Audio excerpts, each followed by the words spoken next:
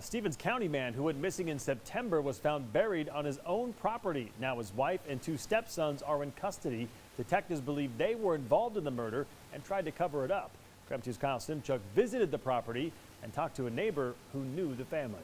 What happened to Jerry Rasmussen?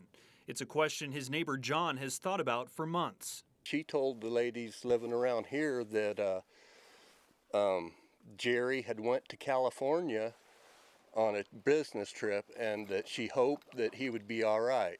Stevens County detectives heard a different story from Jerry's wife, Brenda, who said her husband had cabin fever and went on a motorcycle ride last September.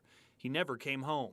I wake up at night thinking about how close that was. Detectives say Brenda and her two sons, Danny and Andrew, were cooperative at first, but the brothers always seemed nervous when asked about where they thought their stepfather could be.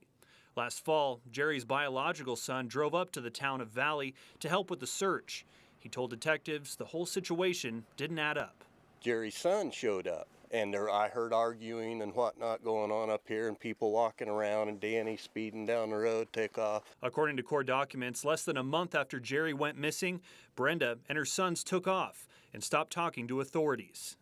So this is the house that Brenda and Jerry Rasmussen shared. And when Brenda and her sons went radio silent, Stevens County detectives brought in human remains detection dogs, and they hit on a shed on the back side of the house. A few weeks later, the sheriff's office brought in heavy equipment and started digging. The storage shed was delivered around the same time Jerry went missing. Detectives had it moved, and as they dug beneath it, the smell of human decomposition became overwhelming, according to court documents. They were up there for a while with the backhoe. 6 feet down in the dirt, they uncovered the top of a human head. What's it like knowing that he was buried there for 3 months? That's, it's still kind of spooky for me. I think about it all the time, and how short life is, because Jerry worked so hard. And, I'm sure he was looking for an easier life later. The medical examiner confirmed it was Jerry Rasmussen. He died from a gunshot wound to the head.